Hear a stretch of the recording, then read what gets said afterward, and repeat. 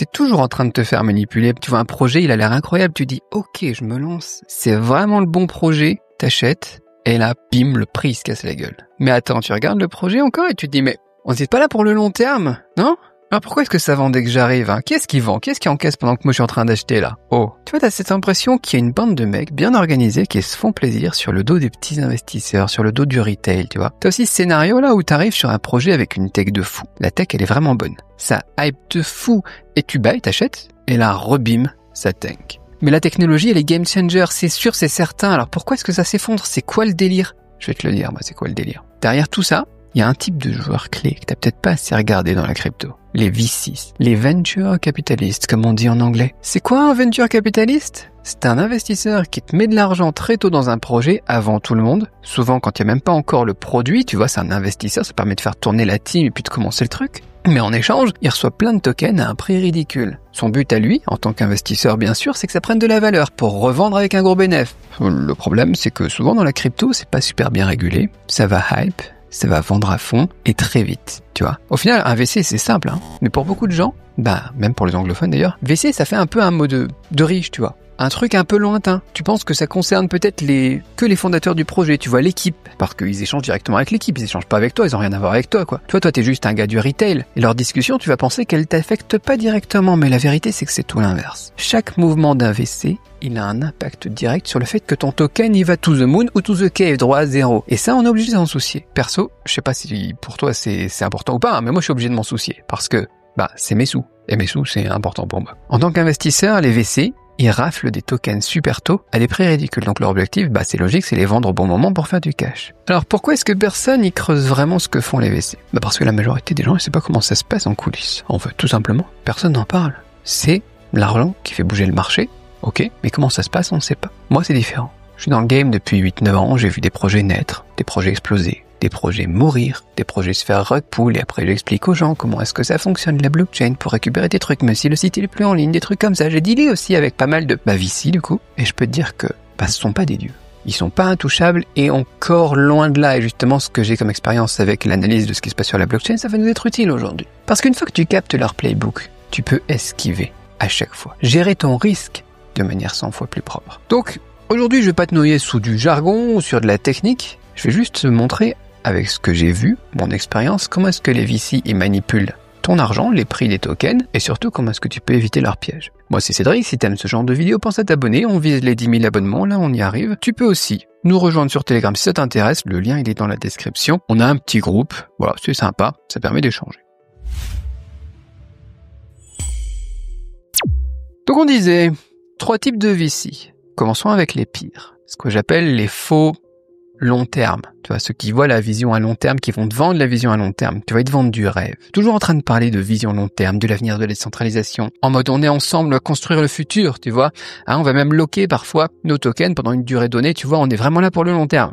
Mais quand on regarde la blockchain, elle ment pas. La data, elle est publique, tu peux le voir, je peux le voir. Pas souvent, à peine que le projet il est lancé, ce sont les premiers à dump des quantités monstrueuses de tokens. Et leur sell massif, ça écrase la liquidité, ça déclenche un effet de domino de vente en panique et le prix s'effondre. Et résultat, c'est les retardataires, comme toi ou moi, ou même ceux qui sont arrivés après eux, tout simplement règle générale, qui se retrouvent avec un prix d'achat bien trop haut et bien souvent des pertes bien profondes. Et eux, ils s'en foutent. Ils en ont rien à faire, ils pensent qu'à une chose, c'est leur ROI, là, le retour on investment, là, le retour sur investissement. RSI?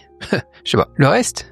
RSI, c'est pas un truc en France, je sais pas quoi, là, pour les sociétés, là? Bon, peu importe. Le reste, c'est juste des dégâts collatéraux. Toi, t'es juste un dégât collatéral et c'est pas grave, c'est la crypto, c'est le Far West. Qu'est-ce qu'on risque de toute façon? Je sais pas si tu penses que j'exagère ou pas, mais c'est vraiment comme ça que ça se passe. Regarde cette histoire qu'on a là, ici. En août 2025, Jason Zhao, cofondateur du projet Blockchain Story Protocol, qui avait l'air pas mal sur le papier, valorisé à plus de 2 milliards de dollars. Qu'est-ce qu'il fait? Il annonce son départ. Soft Rug Pull, un projet qui avait levé plus de 130 millions de dollars pour une vision d'avenir avec des VC comme A7Z dans leur tour de table. Et pourtant, les données on-chain montrent qu'il brassait à peine 45 $ par jour le projet. Tu vois le délire là? C'est marketé, c'est vendu, c'est enrobé, emballé dans un truc bien, tu vois. C'est censé porter 61 milliards d'actifs de propriété intellectuelle. C'est l'avenir, tu vois. L'avenir sera sur la blockchain. Et en réalité, ils avaient même pas de quoi payer un freelance. Et le fondateur, du coup, un des plus gros VC du projet, c'était censé être le mec long terme, mais il s'est barré dès que les chiffres ont commencé à puer. Il a laissé tout le monde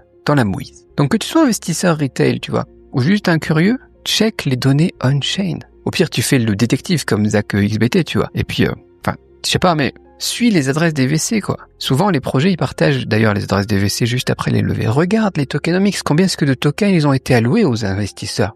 Justement, 10%, 20%, 50%. Surveille ensuite, est-ce qu'ils les ont hold? Ou est-ce qu'ils dump dès que c'est vendu ou dès que c'est déverrouillé si t'avais vendu le truc en mode non, ça va être déverrouillé, de toute façon, quand c'est déverrouillé, on vendra quand même pas, tu vois. T'as des outils pour ça. T'as des outils comme Etherscan, comme BSC Scan, comme Dune Analytics et compagnie, tu vois. Mets-toi des alertes, regarde ce qui se passe, va plus loin, même check dans le passé. Généralement, ils en sont pas leur premier coup. Parce que ça marche, les gens ils se font avoir à chaque fois, les gens ils font pas leur recherche. Tout le monde te dit do your own research, mais les gens ils le font pas, quoi. Fais-la, check le passé des VC. Est-ce qu'ils restent sur leur projet? Ou est-ce que c'est toujours dès que ça débloque, on vend, on s'en va? Tu dois savoir ça, c'est ça vraiment faire ses recherches. D'accord? On reparlera des outils après. Parlons d'abord du deuxième type de VC. VC, ça devrait être une insulte. Ce que j'appelle les resource bundling, tu vois, ceux qui regroupent les ressources. Qu'est-ce que j'entends par là? C'est pas des VC qui vont balancer juste de l'argent.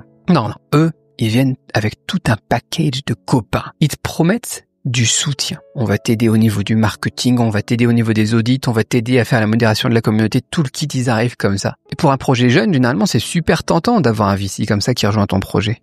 Mais derrière cette belle promesse, c'est encore l'arnaque. Ces services partenaires qui vont t'imposer avec leur participation au projet, souvent c'est hors de prix, de qualité douteuse, voire c'est des boîtes bidons qu'ils possèdent eux-mêmes dans l'ombre, ou des boîtes à des copains, tu vois. Et résultat, le budget du projet, qui devait servir à construire un projet solide, il va partir dans les prestations pourries des copains avec un impact réel à zéro. Eux, ils vont juste hype le truc, faire monter le prix, vendre et partir. Car t'avais le Ponzi là, tu peux regarder OneCoin. OneCoin, crypto révolutionnaire à ce qui paraissait. En vérité, c'était juste une base de données centralisée toute pourrie, quoi. Et sa fondatrice, Dr Ruja Ignatova, là, elle faisait le tour des conférences, elle posait avec les experts, elle montait des armées de promoteurs, tu vois, de partenaires pour donner l'illusion d'un projet énorme, crédible. Tu vois, t'annonces tout le temps des partenariats, les gens, ils sont complètement hype et compagnie. Sauf que ces partenaires, ces experts, c'était des VC déguisés. Ils prêtaient juste leur crédibilité, leurs ressources, juste pour faire péter le buzz, gonfler le buzz, tu vois, et ils s'en fichaient complètement de la tech derrière, de la vision long terme et compagnie. Les milliards levés, ils sont partis dans du marketing pailleté et des commissions astronomiques. Et la fin, on la connaît.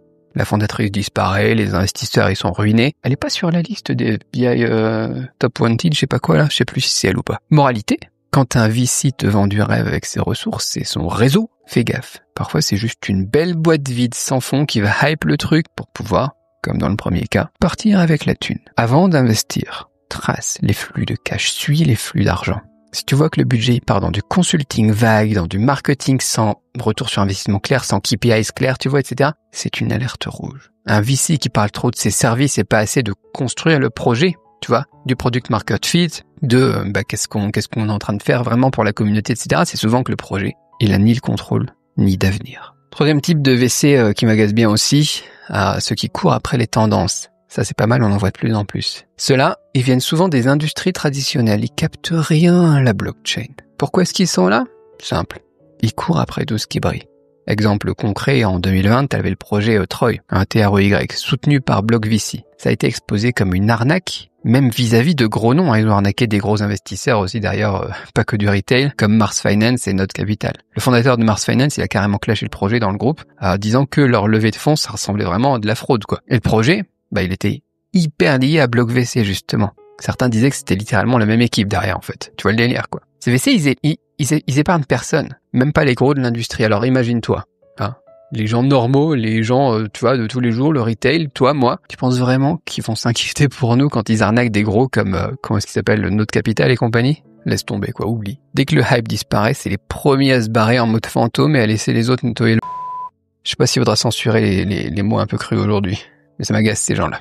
Je te raconte une autre histoire. Il y a quelques années, quand tout le monde parlait du métaverse et compagnie, j'avais rencontré un VC super flashy un petit peu. J'en ai rencontré un autre aussi il y a pas longtemps, pas un VC, mais un autre influenceur, on va dire. On en reparlera. Faut que je juge. Est-ce que c'est bon, est-ce que c'est pas bon? Enfin bon, peu importe, on en parlera dans une autre vidéo. Mais le gars, voilà, il revenait d'une conférence Consensus ou je sais plus quoi, tu vois. Et il m'a tenu la jambe 10 minutes pour me parler de ces trucs et tout, mais Et plus il me parle, plus je me dis, mais il comprend rien en fait cette personne-là. Il te parle de décentralisation parce que voilà, c'est le truc quoi. Il faut décentraliser le monde, etc. Moi, je suis ambassadeur de la décentralisation, j'aime bien la décentralisation. Mais pour lui, la décentralisation, c'était juste mettre des serveurs dans plusieurs pays quoi. Tu vois, le gars, il pigeait complètement rien à la logique, à la philosophie derrière et tout ça. Et ça, c'est le souci. Ces VC-là, ils peuvent pas t'apporter de vraies visions.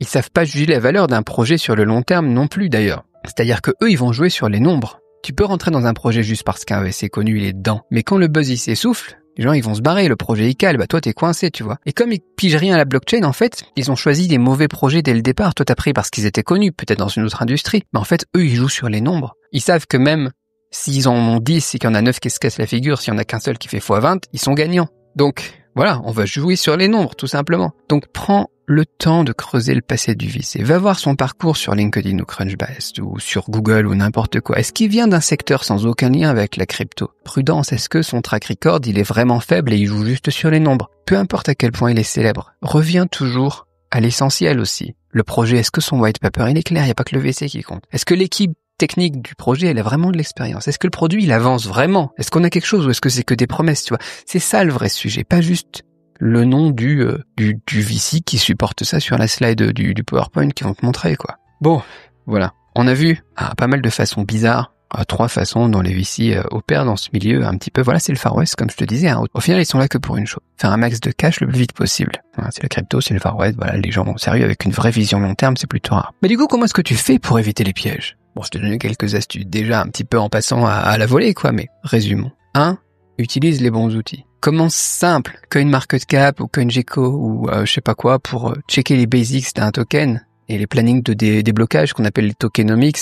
Tu peux utiliser des outils plus avancés bien sûr comme Dune Analytics et compagnie. Il y a plein de dashboards qui sont faits par la communauté pour traquer les mouvements des wallets de VC et compagnie. Fais-le, la data elle est là, ce que je disais tout à l'heure. La data elle est là, utilise-la. Deuxièmement, sois toujours sceptique. Sois parano, je dirais. Il y a que les paranos qui survivent. Si un projet, il a l'air trop parfait, il promet des rendements lunaires, fuis, c'est trop beau pour être vrai, c'est trop beau pour être vrai. Un VC dans la liste, ça veut pas dire que le projet, il est safe, ça veut pas dire que c'est un bon projet. Ce qui compte, c'est le produit, la vraie demande du marché. Est-ce que ça va vraiment faire les choses? Et encore, parfois, t'as des trucs qui sont pourris par les VC parce que le produit, l'idée, elle est bonne, mais eux, ils sont partis avec la thune, tout simplement. Ils ont hype le truc, ils ont tout vendu et le projet ne peut pas avancer. Donc fais attention à ça. Troisièmement, si t'es nouveau, connecte-toi à des gens fiables. Construis ton expérience petit à petit. Fais-toi accompagner et si t'es souvent victime d'arnaque ou perdu dans ce milieu, tu vas chercher des gens solides. Ou des gens comme toi, au moins 2 têtes bien faites valent mieux qu'une, je sais pas c'est quoi l'expression pourrie quoi. Bosse avec eux. Et si t'as personne, tu peux toujours venir me parler sur Telegram ou rejoindre notre groupe, tu vois vraiment, et puis tu vois un projet, tiens, tu le partages, tu dis ok, qu'est-ce que vous en pensez? On n'est pas là pour faire de la pub, on fait pas de la pub dans mon groupe. Même moi je fais pas de la pub, donc vous allez pas faire de la pub non plus quoi. Mais on peut échanger, on peut poser des questions quoi. Voilà, petit point final. Le monde de la crypto, c'est plein d'opportunités. Mais c'est aussi, plein de pièges complexes aussi. Si t'es un investisseur lambda, comprendre comment les VC fonctionnent, c'est pas être aigri. C'est juste une forme d'autodéfense logique, une manière de mesurer les risques et de te protéger. La gestion du risque, on appelle ça. Ça fait sens quand même. Je sais pas si toi t'as déjà eu des sales histoires avec des VC dans la crypto, des rug pools, est-ce qu'on en a déjà vécu, etc. N'hésite pas à partager tes aventures dans les commentaires. On pourra démonter leurs techniques ensemble, mais c'est ce que je voulais évoquer avec toi aujourd'hui. Si t'as kiffé, mets un petit like, laisse un commentaire, partage autour de toi. Si t'as appris un truc, pense à t'abonner, active la cloche, tu connais le truc quoi. Rejoins-moi sur Telegram. Tout est dans la description. Et puis on va en route pour les 10 000 abonnés. Merci et au revoir.